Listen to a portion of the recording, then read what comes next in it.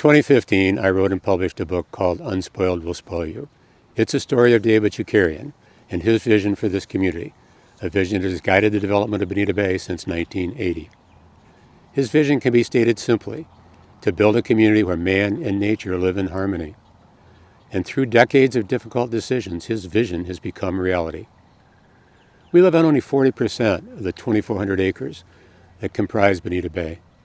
A large percentage of the land is set aside for native wildlife habitats, including wetland, upland pine forests, and lakes and ponds that ultimately flow into Estero Bay, Spring Creek, and the Imperial River.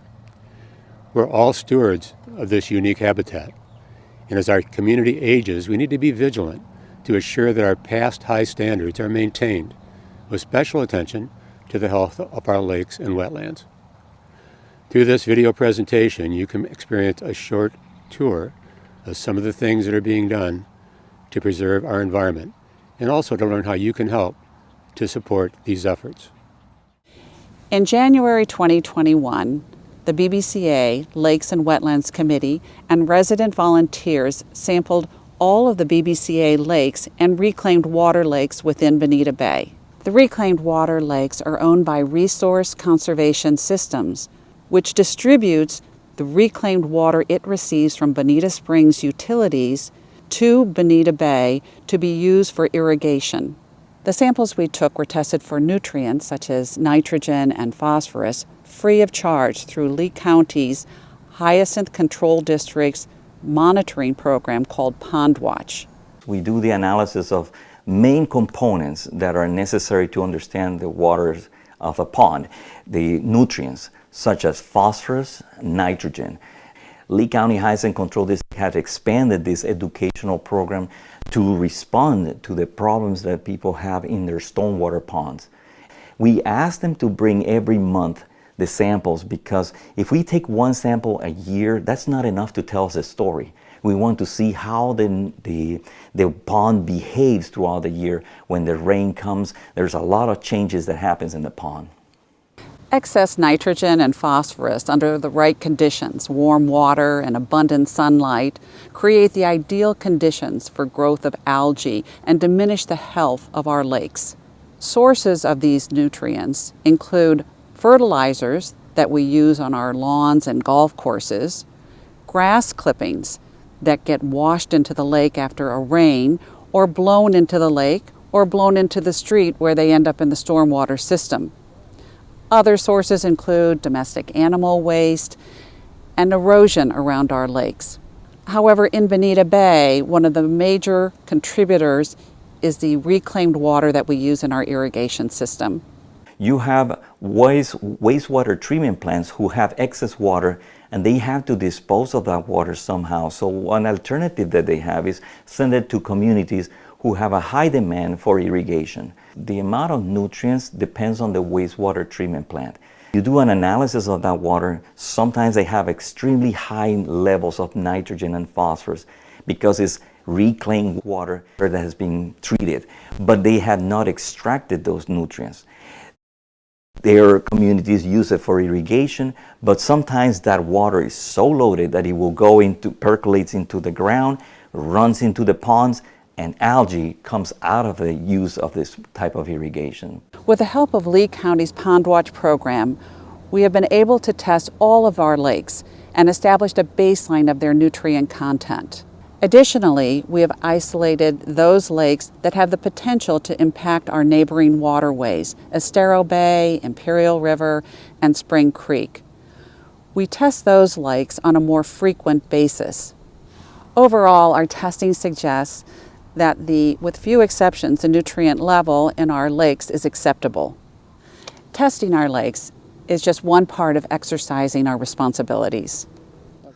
Our lakes and wetlands are the crown jewels of our environment.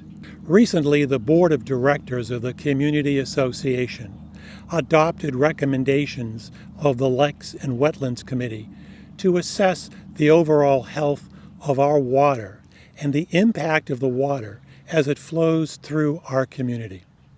The initial assessment has been completed, and as we begin to implement monitoring of fertilizer used by all landscaper and contractors, with the aim of eliminating unnecessary phosphates entering our lakes. You can tell a lot about the health of a lake from the kinds of fish that are in that lake. We surveyed each of the lakes, and we are currently monitoring each lake. Sediments build up at the bottom of lakes as they age. A lake can be progressively enriched with minerals and nutrients, particularly nitrogen and phosphorus, a process called eutrophication. This can cause various water quality as well as engineering issues. To learn more, the Community Association contracted with the scientists and engineers at the Water School at Florida Gulf Coast University to conduct a year-long, detailed study of each of our lakes.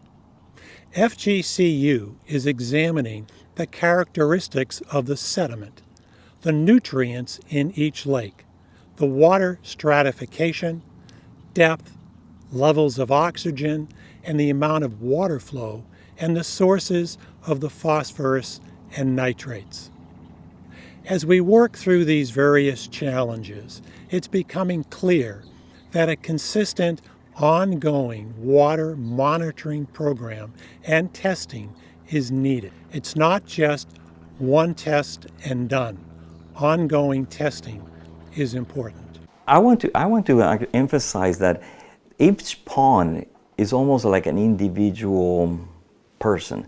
It has its own personality. It has inputs that go and outputs. But the inputs of the pond, you have to almost recognize when the pond is having trouble. So by understanding, by measuring different parameters in the pond, you end up learning about what point the pond is going to crash. So you want to be before the crashing event happens. And that takes a lot of observation. So here's where the Pond Watch program comes in place, because you have volunteers who are looking the pond at least every month when they sample, and they make notations that there's something different this year, this month, and they can later on compare those notes with previous years to see if the behavior continues and behave the same way. Those are all educational factors that really plays a role when you start managing ponds. Becoming aware of what is needed to maintain the beauty and wonder of this community is only the first step. As we gather information about what needs to be done, we will pass it along to you. You can play a major part in this effort by monitoring your landscaper to ensure they're only using approved fertilizer. The grass trimmings are not being blown into the lake, and the sprinklers are working properly and not spraying reclaimed water directly into the lakes. Please commit with us to protect our lakes, the crown jewels of Bonita Bay.